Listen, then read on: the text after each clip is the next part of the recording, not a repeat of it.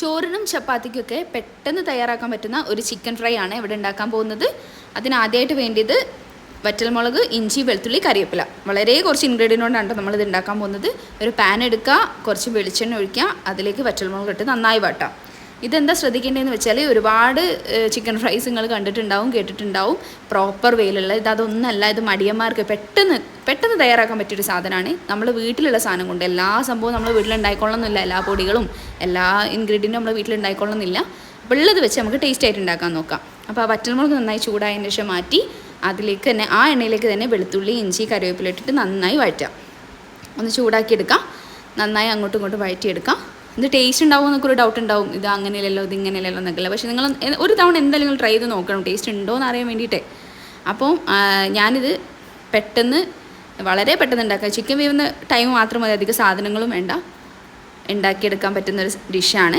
അപ്പോൾ ഈ 4 ഐറ്റവും നന്നായിട്ട് എണ്ണയിലിട്ട് ചൂടാക്കിയതിന് ശേഷം ഒരു മിക്സിയുടെ ജാറിലേക്ക് ഇട്ട് ചൂടണിഞ്ഞതിന് ശേഷം കുറച്ച് വെള്ളം ഒഴിച്ച് നല്ല ഫൈൻ പേസ്റ്റായിട്ട് അരച്ചെടുക്കാം. അത് നമ്മളുടെ ചിക്കനിലേക്ക് ഇടാം കേട്ടോ. എന്നിട്ട് നമ്മൾ കൈ വെച്ച് തന്നെ നന്നായി തിരുമ്മി കുഴച്ചെടുക്കാം. ചിക്കനിലേക്ക് നന്നായി ആ കായം പുരട്ടിയെടുക്കുക. ഈ സമയത്ത് ഉപ്പിടണം കേട്ടോ, ഞാൻ ആ വീഡിയോ എടുക്കാൻ മറന്നുപോയതാണ്. അപ്പോൾ ഈ സമയത്ത് നിങ്ങൾ ഉപ്പും കൂടെ ചേർക്കാം. എന്നിട്ട് ആ എണ്ണയിലേക്ക് തന്നെ ചിക്കൻ ഫ്രൈ ഇട്ട് കൊടുക്കാം. വേറെ എക്സ്ട്രാ ഓയിലൊന്നും ഒഴിക്കേണ്ട കാര്യമില്ല. ഇത് അത്ര അൺഹെൽത്തി ആയിട്ടുള്ളതും അല്ല. ഓയിൽ ഒരുപാട് ഒഴിക്കുമ്പോഴാണല്ലോ, ഇത്രയും ചിക്കൻ പൊരിക്കാൻ ഫ്രൈ ആക്കി എടുക്കാൻ അത്ര എണ്ണ തന്നെ മതി. അപ്പോൾ അത് മൊത്തം എടുത്തിട്ട് അതിലേക്ക് ഇടാം. ഇത് ചെയ്യുമ്പോൾ നമ്മൾ ഇവിടെ തന്നെ നിന്നിട്ട് ഇളക്കി കൊടുത്ത് അടി പിടിക്കുക നോക്കിയിട്ട് അങ്ങനെയൊന്നും വേണ്ട. ഇത് ജസ്റ്റ് പാനിലേക്ക് ഇട്ടിട്ട് മൂടി വെച്ചിട്ട് ഒരു 5-10 മിനിറ്റ് കഴിഞ്ഞ് വന്നിട്ട് ഇളക്കി കൊടുത്താൽ മതി. നമുക്ക് ആ സമയത്ത് ക്ലീനിങ്ങോ ബാക്കി എന്തെങ്കിലും പരിപാടി ഉണ്ടെങ്കിലൊക്കെ ചെയ്യാം. ഇത് അവിടെ ഇങ്ങനെ സിമ്മാണ്, ഗ്യാസ് സിമ്മ് ചെയ്യണം കേട്ടോ. സിമ്മിൽ വെന്തോളും. കണ്ടില്ലേ, അതിൽ നിന്നൊക്കെ വെള്ളം ഇറങ്ങി വന്നു, ചിക്കനിൽ നിന്ന് വെള്ളം ഇറങ്ങി വന്ന് അതിൽ നിന്ന് തന്നെ കിടന്ന് വേവുന്നുണ്ട്. അത് നമുക്ക് നമ്മുടെ പണികളൊക്കെ നടക്കും. ഇതവിടെ സൈഡിലായിക്കോളും. ഈ സമയത്ത് നമുക്ക് 2 ഉള്ളി മുറിച്ചിട്ട് സ്ലൈസ് ചെയ്ത് അരിഞ്ഞിട്ട് അത് അതിൻ്റെ മുകളിലേക്ക് ഇടാം.